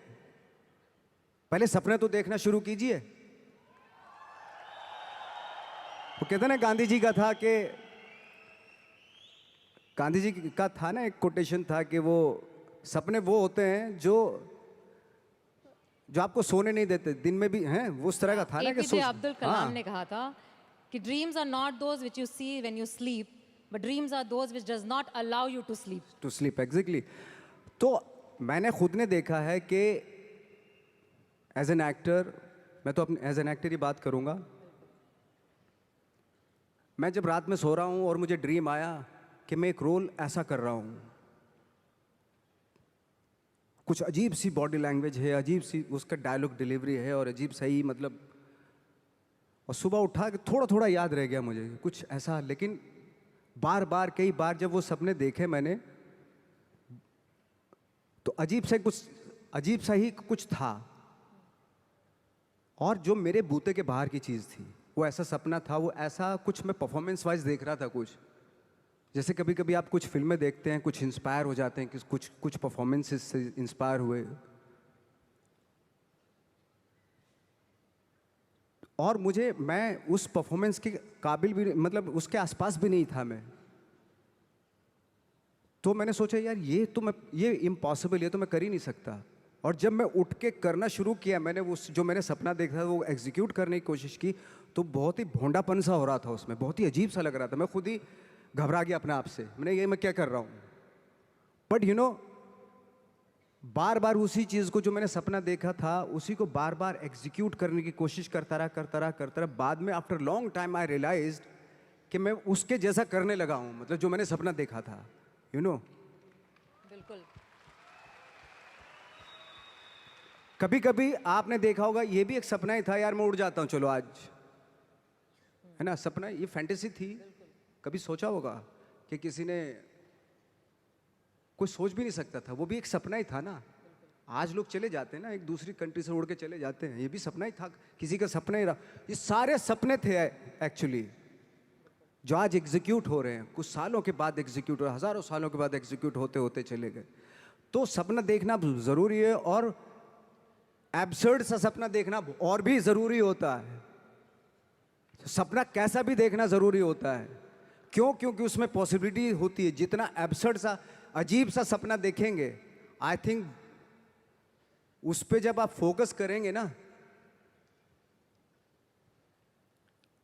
तो आई थिंक वो बहुत खूबसूरत चीज़ होती है। वो साधारण सपना देख लिया तो ठीक है, सो के वो तो कोई भी देख लेता है साधारण सपना। मैं कहता हूँ असाधारण सपना देखना चाहिए, क्योंकि असाधारण सपना वो तभी आएगा जब आप असाधारण सोच के होंगे।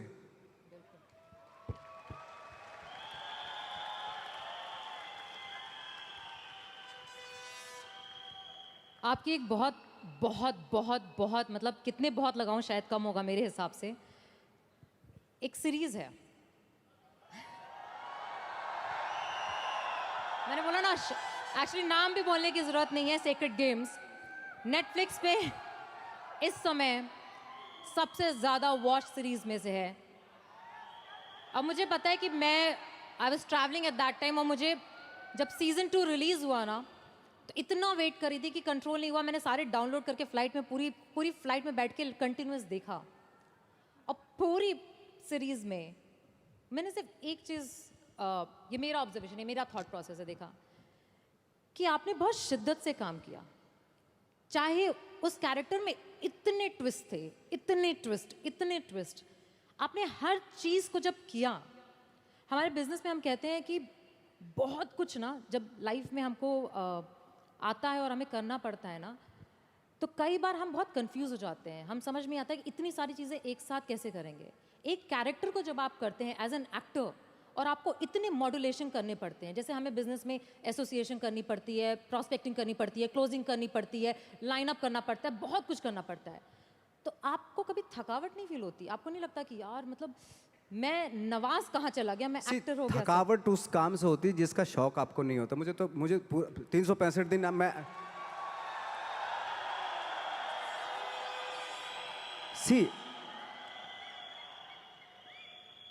मेरे साथ मेरा अनूप आया, वो जानता है मैं साल में ट्रैवलिंग को छोड़ के, अगर ट्रैवलिंग नहीं कर रहा तो मैं 300 दिन शूटिंग करता हूँ। बाकी जो 65 डेज है ना वो ट्रैवलिंग के होते हैं। अगर ट्रैवलिंग के भी ना हो ना, मैं 365 डेज जो है ना शूटिंग ही करता रहूँ। मुझे इतना शौक है एक्चुअली। मेरा ये एक मैडनेस है मेरे पास है, और थैंक गॉड मुझे उसमें बहुत सारे लोग बोलते हैं, मेरी प्रॉब्लम भी होती है एक्चुअली कि यार क्या है, आप सिर्फ यही करते रहते हो, यही कुछ थोड़ा सा बाहर जाओ, घूमो फिरो, है ना, ऐसा होता है, बहुत सारे लोग बोलते हैं। तो मुझे लगता है यार ये मैंने तो यही चाहा था ना, यही पैशन था ना मेरा, और यही मौका मिल रहा है मुझे, करने का मौका मिल रहा है, तो इससे मैं बोर कैसे हो सकता हूँ? अगर 365 डेज मुझे काम पूरे 12 के 12 महीने आप यही करवाते रहे तो इसी का तो शौक है मुझे। ये छोड़ के मैं कहीं और जा ही नहीं सकता एक्चुअली। अगर किसी को मुझे सज़ा देनी है तो मुझे एक्टिंग करवाना बंद करवा दे, तो मैं खुद ही ऐसे ही मतलब ख़त्म हो जाऊंगा।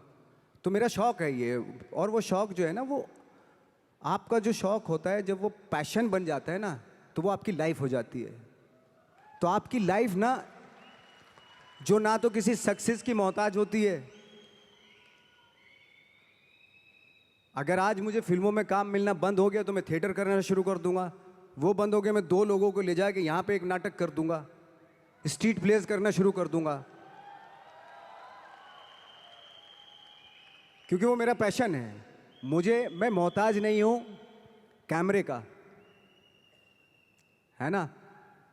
मैं 2 लोगों को 10 लोगों को लेके यहीं पे कुछ इम्प्रोवाइज करना शुरू कर दूंगा, यहीं कुछ एक नाटक बना लूंगा और सबको इनवाइट कर लूंगा, आ जाओ भाई हमने एक प्ले किया, आ जाओ देखो ना कुछ पैसे तो दे के जाएंगे ना आप, भले 1-1 रुपया दे के जाएं।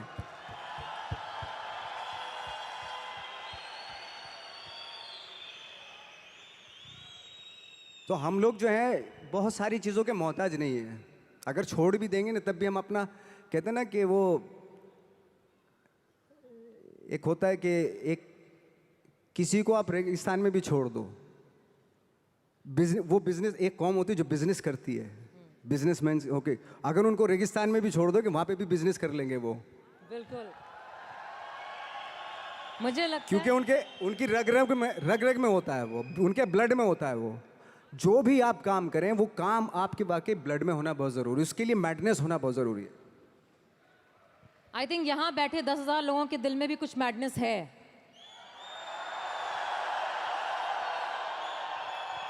ये उनकी एनर्जी से पता चलता है, क्योंकि हर बार जब भी कोई ऐसी बात की जाती है उनका रिस्पॉन्स जो होता है वो 100% होता है। इसी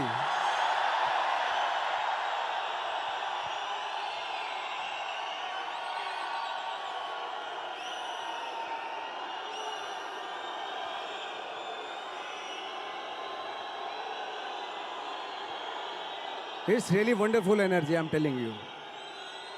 Beautiful energy. ये एनर्जी बचा के रखनी है काम के लिए, हमेशा के लिए बचा के रखनी है एनर्जी। जब मैं तो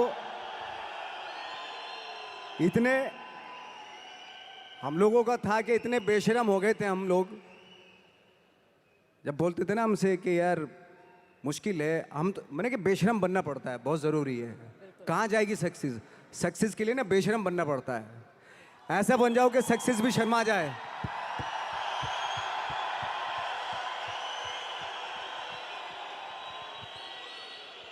वो जब हम चैलेंज करते थे, कितने साल में, 10 साल में, 20 साल में, 30 साल में, 40 साल में, कितने साल में मिलेगी सक्सेस? हम तो रेडी थे। मैं 40 साल तक भी स्ट्रगल करता रहता अगर नहीं मिलता मुझे। मेरे अंदर तो वो पैशन था।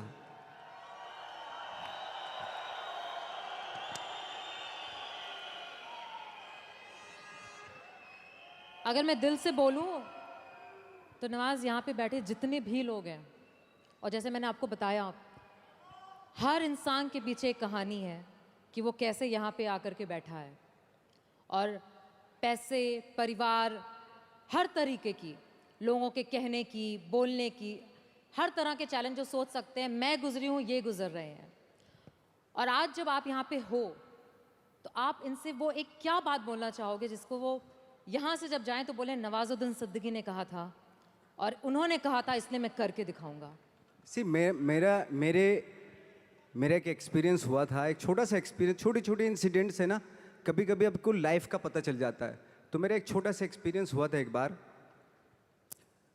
हम लोग जब 2000 में मुंबई आए थे तो बहुत सारे मेरे दोस्त यार भी आए थे, कुछ शादीशुदा थे, हमारे जैसे लोग अकेले, ऐसे कुछ हम लोग ऐसे ही आ गए थे, ट्रेनिंग सब लेके आए थे। तो मेरा एक दोस्त था, उसकी बेटी थी कोई 4-5 साल की।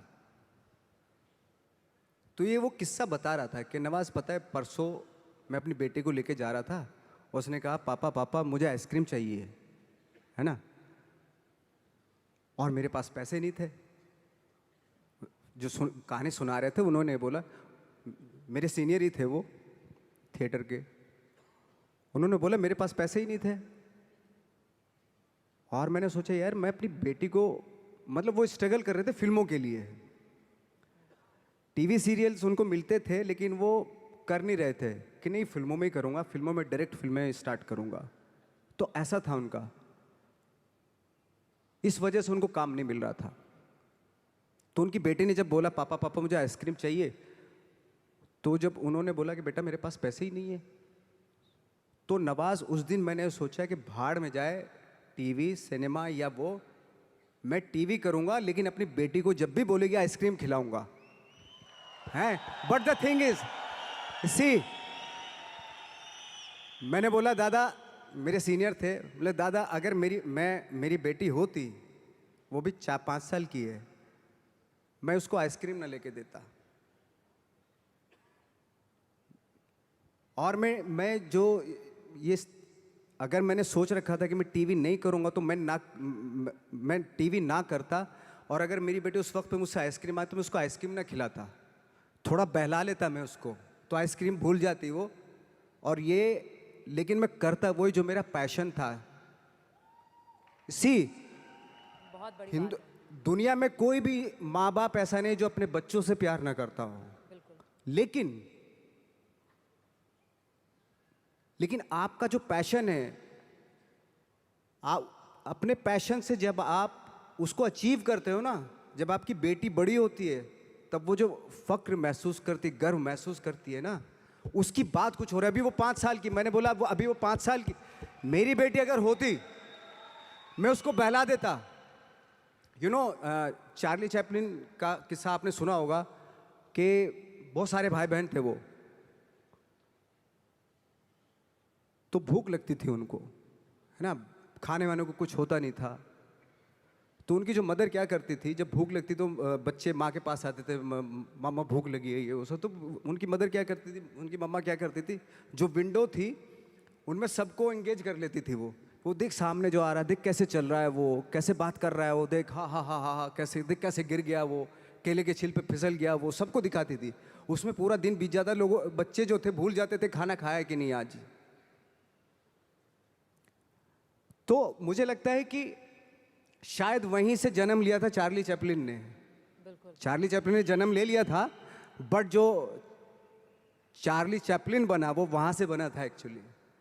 तो मेरे कहने का मतलब ये कि ठीक है, बच्चा है, बच्चे को तो आप संभाल सकते हो, तो बहला सकते हो, खाना खिला सकते हो, आइसक्रीम की जगह आज खाना खिला सकते हो, लेकिन बच्चे के लिए उस जिद के लिए, उसकी उस जिद के लिए आप कंप्रोमाइज़ करें, ऐसा मैं नहीं मानता हूँ। मुझे नहीं लगता कि वो आप अपने पैशन से कंप्रोमाइज़ करें। बच्चे को खाना ज़रूरी है उस एज में, आइसक्रीम भले ही ना खिलाओ। बहुत सारे बच्चे हैं दुनिया में जो खाना खाने के लिए तरसते हैं। उस बच्ची ने खाना खा लिया था, लेकिन वो शौक था उसका, आइसक्रीम खाऊं। खाना खा लिया ना, पेट भर गया ना, अभी थोड़ा उसको वो अगर उस वक्त पे स्ट्रगल फिल्मों के लिए करता तो शायद वो बहुत बड़ा आज अपना पैशन अचीव कर लेता, अपनी सक्सेस अचीव कर लेता जो वो चाहता था।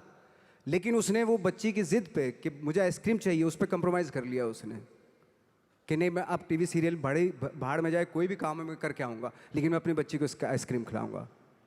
बच्चे की ज़िद, बच्चों के छोटे छोटे शौक होते हैं, अगर उनको आप पूरा करने पे आ गए ना तो फिर वो तो चलते चलते बोले पापा ये मुझे खिलौना दिलवा दो, अभी ये दिलवाओ, अभी ये दिलवाओ। उसकी आदत पड़ गई अगर ऐसी तो वो फिर तो आप भूल जाओ, फिर वो पूरी दुनिया के खिलौने उसको चाहिए होते हैं। लेकिन एक टाइम पे आपको बोलना पड़ता है बच्चे को भी, अभी चुप हो जा, अभी बहुत हो गए खिलौने।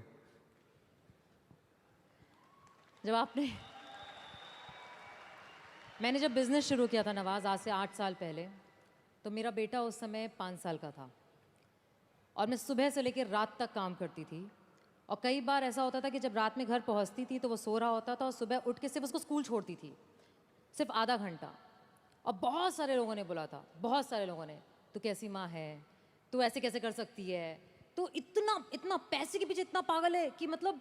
और ना ही मुझे, यहाँ पे बैठे बहुत सारी लड़कियों को, बहुत सारे लोगों को परिवार वाले ऐसा बोलते हैं, एहसास दिलाते हैं कि तुम्हारी जिम्मेदारी ज़्यादा बड़ी है तुम्हारे सपनों से।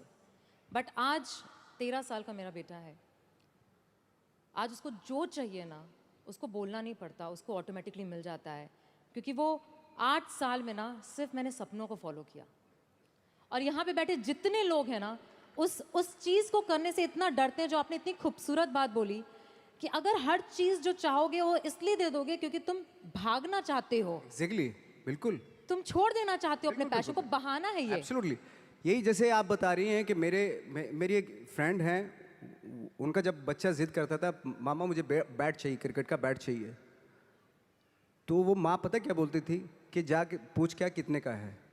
तो जाता था, बाजार जाता था, वो पूछ कर कितने का बैट है, उसने बोला 300 रुपये का बैट है। बोले, और जब माँ से बोलता था कि मामा 300 रुपये का बैट है, तो दोबारा माँ उसको क्या टास्क देती मालूम है, उसको बोलती थी जा अब पूछ क्या कि डिस्काउंट कब मिलेगा इसके ऊपर। तो दोबारा जाता था वो उसी शॉप पे, अंकल ये डिस्काउंट कब आएगा इसके ऊपर। बेटा 3 महीने के बाद आएगा इसके ऊपर डिस्काउंट। तो माँ बोलती थी अब बेटा 3 महीने डिस्काउंट आ जाएगा ना तभी लेना। तो 3 महीने तक वो बैठता था।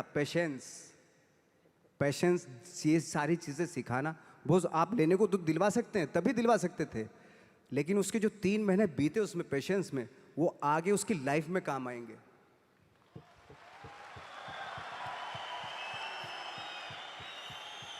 वो कहते हैं ना कि सक्सेस जब मिल जाती है और बहुत पैसा आ जाता है आपके पास, तो अपने बच्चों के शौक पूरे करने लगते हैं आप। जब वो बड़े होते हैं ना बच्चे, उनको करने की क्या ज़रूरत है, हमारे तो शौक पूरे हो गए, हमारे बाप तो रख के गया, सब कुछ है, पूरा एम्पायर रख के गया हमारे लिए, हमें करने की क्या ज़रूरत है। तो उस तरह के हो जाते हैं वो बच्चे। जब तक उनको एहसास कराना बहुत ज़रूरी है कि इसलिए आपने देखा होगा बहुत सारे हमारे यहाँ स्टार हैं, तो उनके जो बच्चे हैं उनको बना बनाए सारी चीज़ें मिल जाती है। कभी कभार ऐसा भी होता है, एक आध एग्जाम्पल बता रहा हूँ मैं जनरली नहीं बता रहा हूँ। आजकल तो खैर माँ बाप जो है बहुत समझदार हो गए हैं, वो अपने बच्चों को, चाहे वो स्टार हो चाहे आप हो हम हो, कि अपने बच्चों को कैसे पालना है, तो वो बहुत समझ से पालते हैं आज की डेट में। जैसे बहुत बड़े स्टार थे हॉलीवुड के, तो उनका बेटा बहुत बिगड़ा हुआ था, शायद बहुत सारे लोग नाम भी जानते होंगे, बहुत बिगड़ेल बच्चा था। तो कई बार उसने कुछ गाड़ियाँ भी बड़ी रैश चलाता था ऐसे ऐसे, और एक बार जेल में चला गया वो। तो जब वापस आया तो बोले पापा आपने मुझे मतलब मेरी बेल नहीं करवाई। तो पापा ने बोला कि यार ऐसा है, और उसने जो सारी प्रॉपर्टी है अपनी ट्रस्ट के नाम कर दी, जो स्टार था उसने। तो उसने बोला कि ना तो आपने मेरी बेल करवाई और सारी प्रॉपर्टी जो है आपने ट्रस्ट के नाम कर दी, मैं आपका बच्चा नहीं हूँ क्या। तो उसने बोला कि अगर तेरे को मैंने नाम दिया है, अगर तू काबिल होगा ना इसी नाम से सब कुछ कर लेगा।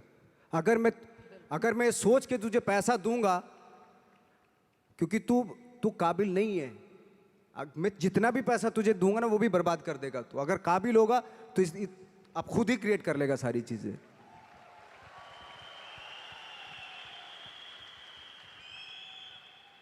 प्यार की भी कहते हैं ना कि इंतहा होती है, तो बहुत ज़रूरी रिस्पॉन्सिबिलिटी, जैसा भी आपने बोला कि जिम्मेदारी बहुत ज़रूरी होती है। प्यार में अगर बच्चा बह गया या प्यार में जब बह जाते हैं तो बह जाते हैं, फिर बह ही जाते हैं, यू नो ऐसा होता है। हमारे यहाँ जितने लोग यहाँ पे बैठे हैं ना नवाज, वो एक टर्म हम यूज़ करते हैं, अपलाइन डाउनलाइन। जो ऊपर वाला है वो अपलाइन है, जो नीचे वाला है वो डाउनलाइन है। और सारे डाउनलाइन माँ बाप की तरह समझते हैं अपलाइन को।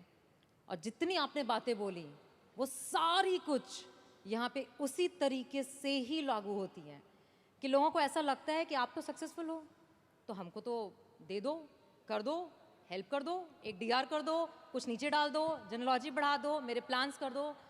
बट माँ बाप जो हम लोग हैं वो हर बार कहते हैं खुद करो, खुद सीखो, खुद समझो, खुद गिरो, खुद उठो। और जितने लोग यहाँ बैठे हैं वो बहुत बार गिर चुके हैं और हर बार उनको ये भी पता है कि गिरते हैं तो माँ बाप हमेशा होते हैं उठाने के लिए, बट गिरना ज़रूरी है। गिरना ज़रूर, बिल्कुल बिल्कुल गिरना ज़रूरी है। वो कहते हैं ना कि फील्ड में रहोगे तो छक्का लगता है। क्रिकेट के हिसाब से देखें, पवेलियन में बैठ के थोड़ा ना छक्का लगता है, फील्ड में रह के छक्का लगता है।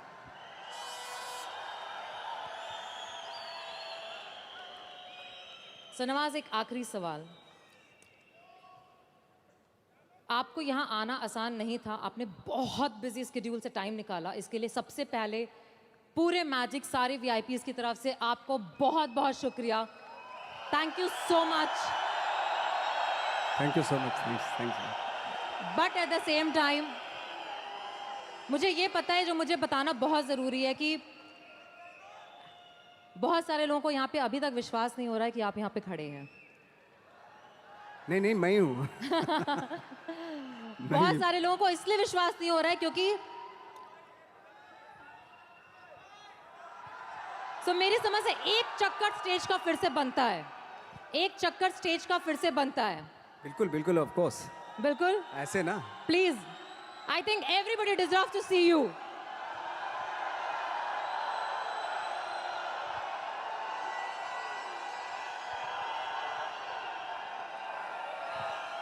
Guys, is this what you want to show off magic? This is Nawazuddin Siddiqui here in Magic. Do you want to give him just like that a love?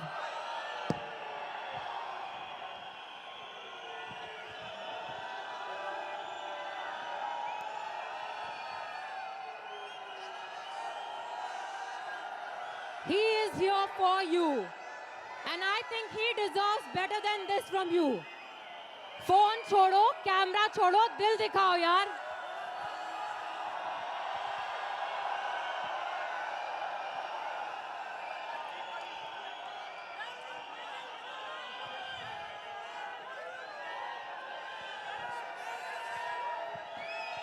Nawaz, आपने एक बहुत ही खूबसूरत मूवी में काम किया था, जो वन ऑफ माय, मतलब जिन्होंने बिजनेस में मुझे पाला पोसा बड़ा किया है, उनकी फेवरेट है the mountain man. The mountain man, mountain माझी, द माउंटेन माझी। हाँ, एंड उन्होंने हमेशा उस कहानी को बहुत बहुत सुनाया है हम सबको। और उसमें आपका एक डायलॉग है। हाँ, उसमें डायलॉग मैं बता देता हूँ आपको, लेकिन यहाँ पे कुछ और लागू होता है। जैसे उसमें है, जब तक तोड़ेंगे नहीं तब तक छोड़ेंगे नहीं। लेकिन यहाँ चूंकि टीम है पूरी, तो आप सब टीम का फर्ज बनता है उस डायलॉग को इस तरीके से बोले, जब तक जोड़ेंगे नहीं तब तक छोड़ेंगे नहीं।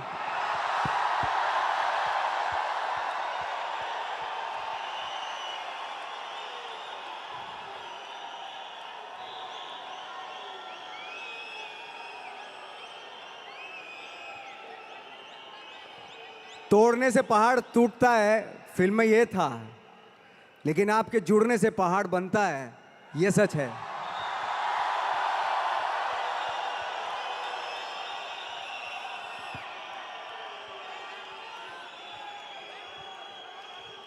जितना जुड़ के रहेंगे उतना अच्छा है। जुड़ने से ही चीजें क्रिएट होंगी।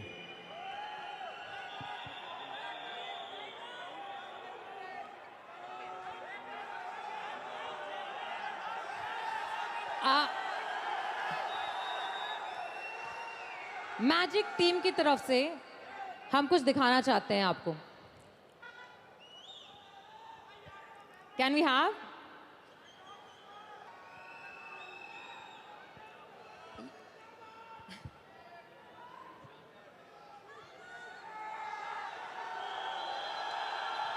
AV, can we have that?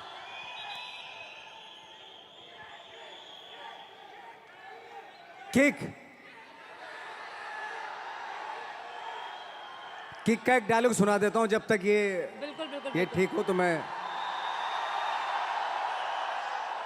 Kick का एक डायलॉग था कि पैदा तो मैं भी शरीफ हुआ था पर शराफत से अपने कभी नहीं बनी।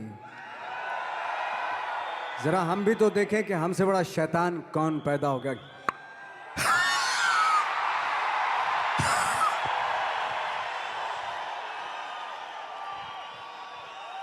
वो एक्चुअली टीम ये चाह रही थी, आपके बहुत सारी लाइनें ऐसी हैं जो हमारे बिजनेस में और हमको बहुत मोटिवेट करती हैं, और आपने बहुत खूबसूरती से एक बोला और एक और है, भगवान भरोसे मत बैठिए। हाँ, एक बहुत अच्छा डायलॉग है वाकई। थैंक यू सो मच, आपने याद दिलाया। एक डायलॉग है, ये जो बातें मैंने जितनी भी की मैंने शायद इसलिए की क्योंकि मेरा वो थॉट है, और उस थॉट का सार है जो माझी पिक्चर में था कि भगवान के भरोसे मत बैठिए, क्या पता भगवान हमरे भरोसे बैठा हो।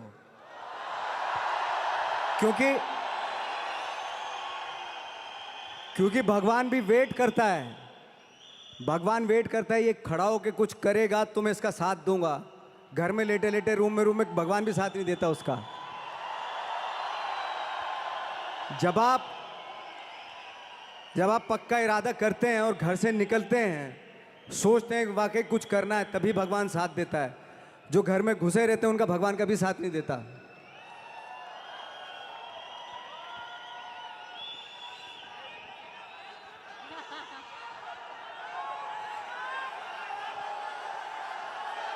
बोलना उधर जाके।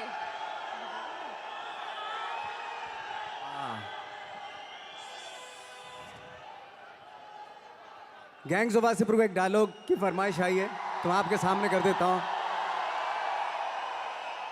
हालांकि वो डायलॉग पता नहीं, आई डोंट नो क्यों लोगों को बड़ा अच्छा लगता है, मुझे कभी भी उसमें मज़ा नहीं आया फ्रेंकली स्पीकिंग, लेकिन मैं सुनाता हूं। बाप का, दादा का, भाई का, सबका बदला लेगा रे तेरा Faizal. Thank you very much.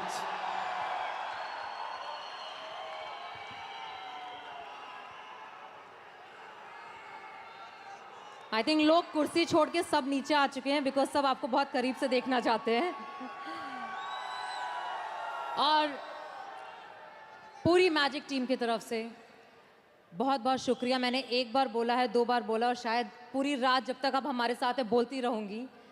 And हमारी कंपनी और हमारे जितने भी लोग यहाँ पे हैं उन सब की तरफ से एक बहुत छोटा सा बट बहुत दिल से आपको कुछ देना चाहते हैं। Thank you. मैं भी धन्यवाद देना चाहता हूँ मैजिक टीम को और जितने भी टीम के सदस्य हैं, क्योंकि थैंक यू सो मच कि मुझे ऐसी एनर्जी के बीच मुझे लाके खड़ा किया। ट्रस्ट मी, रियली आप लोगों ने रियली मुझे बहुत ही स्पेशल फील करा दिया। इसके लिए बहुत बहुत धन्यवाद। Thank you so much. This has been a pleasure, और हम कोशिश करेंगे कि मैजिक हर साल हो और हर साल आप हमारे साथ इस परिवार का हिस्सा बन के आ सकें। अगर हम गुजारिश करेंगे तो प्लीज़ आप कोशिश कीजिएगा। बिल्कुल, ऑफ कोर्स, मैं जब भी मुझे मैजिक टीम बुलाएगी मैं हाजिर हो जाऊंगा आपकी खिदमत में। Thank you very much, thanks a lot. ऐसे ही ये एनर्जी बनी रहे, ऐसे शाइन करते रहें आप, और उसी एनर्जी के साथ आगे जो सपने देखे हैं वो पूरा होते रहें आपके। लेकिन वो तभी पॉसिबल होगा जब आप सब मिलके आप अपने सपनों को पूरा करेंगे। Thank you so much. And मैं बुलाना चाहूंगी on stage CEO of our company miss Malu, जो ऑल द वे हांगकांग से आई हैं आपको सुनने के लिए। हिंदी बहुत कम आती है, बट उन्होंने अपने बगल में किसी को बिठाया था पूरे ट्रांसलेशन के लिए। Malu, I am just translating all the things later on to you. Thank you very much. Thanks.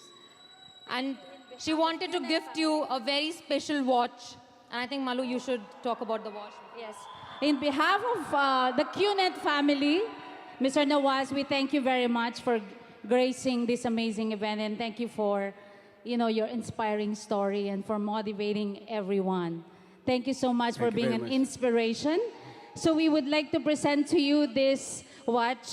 It's a watch collection from Manchester Oh City. my God, this Yes. amazing. Wow. Thank you very much. Thanks. This is a very special collection from our with Manchester's. This is a very special watch collection, specially designed with our sponsorship for Manchester City. We're very proud to present this to Thank you. you so much. Thanks a lot. Thank you very much. Thank you very much.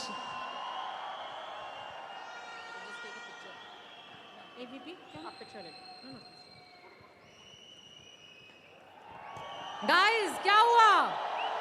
बस इतना था।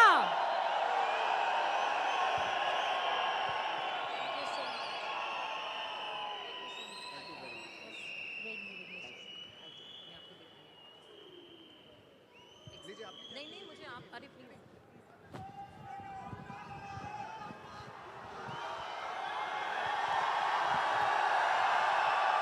So guys, I know not for the last time, because I guarantee you this is not the last time he's coming up here on Magic Stage. This is just the beginning. And every year we will try to get him here, or at least, if not possible, because he is a busy man, because he follows his passion. He follows his dream. But जब होगा जैसे आपने वादा किया है, हम आपको बुलाएंगे और आपको आना होगा. Definitely मैं आऊँगा. मैं कैसे भी करके, कैसे भी टाइम निकाल के मैं ज़रूर आऊँगा. So thank you so much from the whole Magic team, and one for the last time, guys. Show your love, show your passion, and show that 10,000 dreamers जब एक साथ होते हैं तो क्या होता है? Show him the love, show him what is working from heart, and thank him. Thank you so much. Thank you very much, Shukla.